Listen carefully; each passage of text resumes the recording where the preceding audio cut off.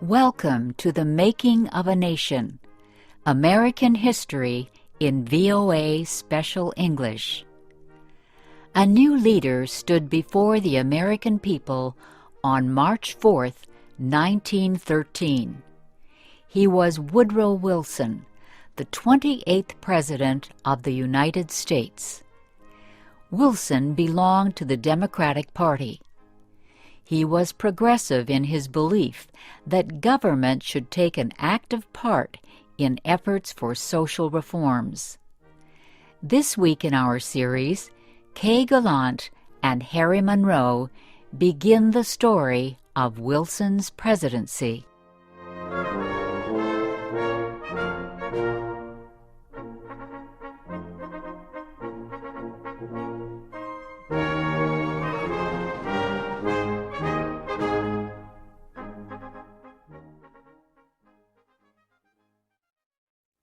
Woodrow Wilson had spent most of his life at Princeton University. First, he was a professor. Then he was university president. Next, Wilson was elected governor of the state of New Jersey. His early success as governor made him a leading candidate for the Democratic presidential nomination in 1912. Wilson traveled widely around the country during the campaign. He made speeches to many groups. He tried to make himself and his ideas known to as many Americans as possible. Wilson called his program The New Freedom. One of his campaign promises was to fight for better conditions for America's small business owners. Such proposals helped him win the Democratic nomination for president. Then he defeated President William Howard Taft and former President Theodore Roosevelt in the election. Woodrow Wilson, the former president of a university, had become the president of a nation. The largest crowd in Washington, D.C.'s history welcomed Wilson outside the Capitol building on the day of his inauguration. He called on the American people to join him in making the country a better place.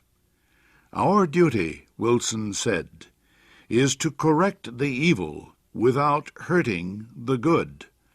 I call all honest men, all patriotic, all forward-looking men to my side."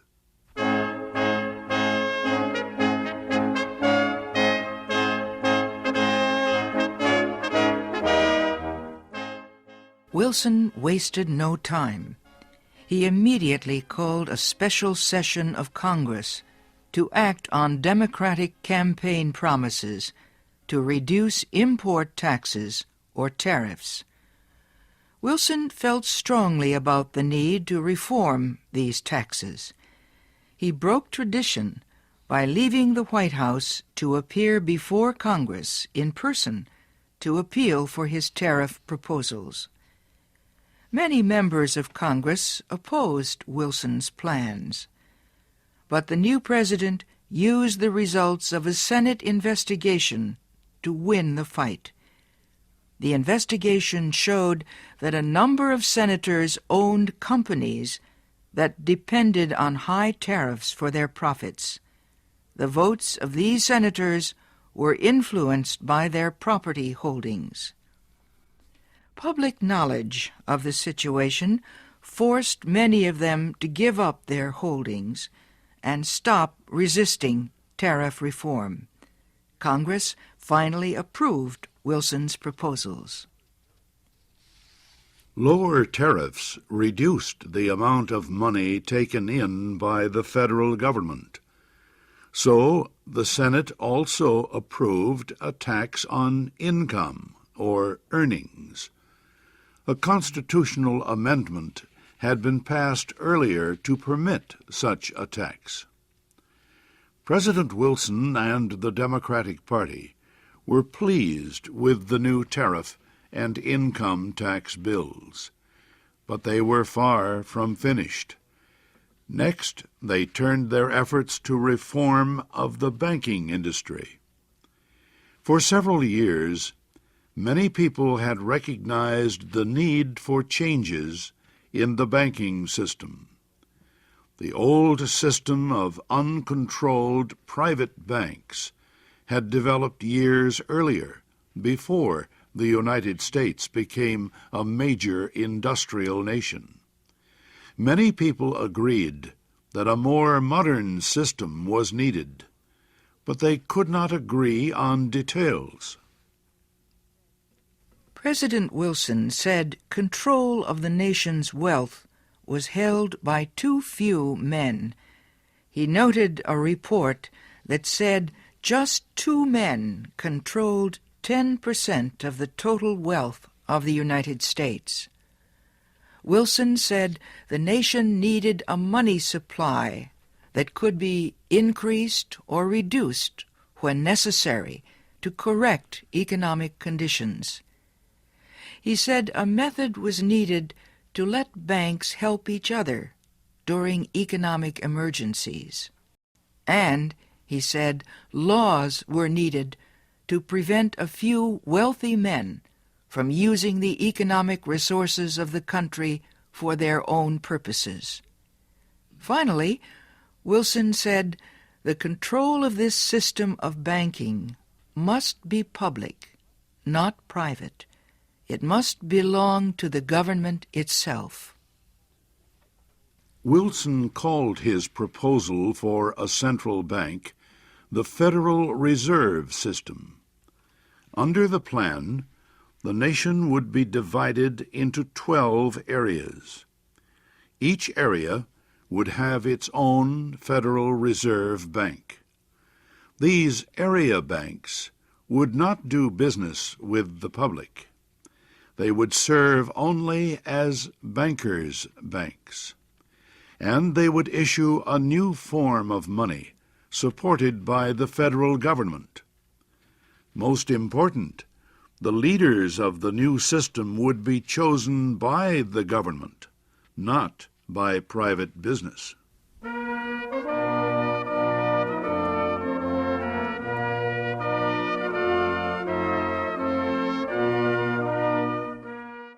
Bankers, business leaders, and their representatives in Congress sharply criticized President Wilson's proposals. They said government control of the banking system was socialism, not capitalism. But Wilson refused to change his proposals, and he helped to lead the fight to make them law. Finally, Congress agreed. It did not take long for bankers to discover that the new system was much better than the old one. Today, the Federal Reserve System is one of the most important institutions in the United States. For Woodrow Wilson, the fight over the banking system was yet another political success. He had won major reforms in the nation's tariffs, taxes, and banking systems. Now he told Congress that new legislation was needed to control the power of monopolies and trusts.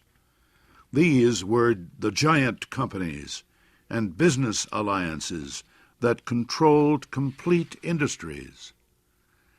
Wilson proposed a new antitrust law to control the actions of large companies.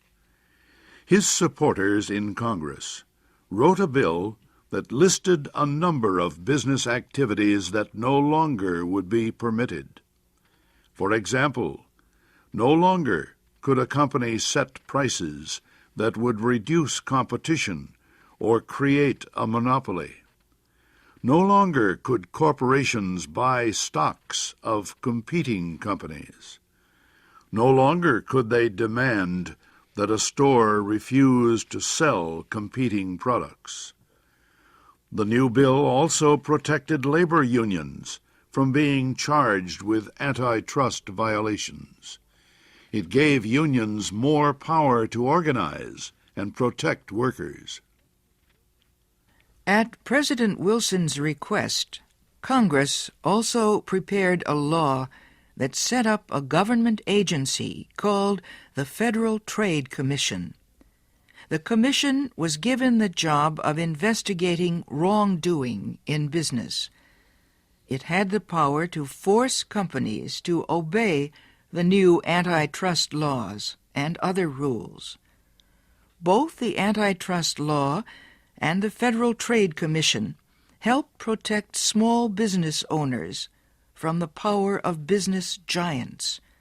Once again, the proposals caused fierce debate, but once again, Congress finally voted to give Wilson most of what he wanted.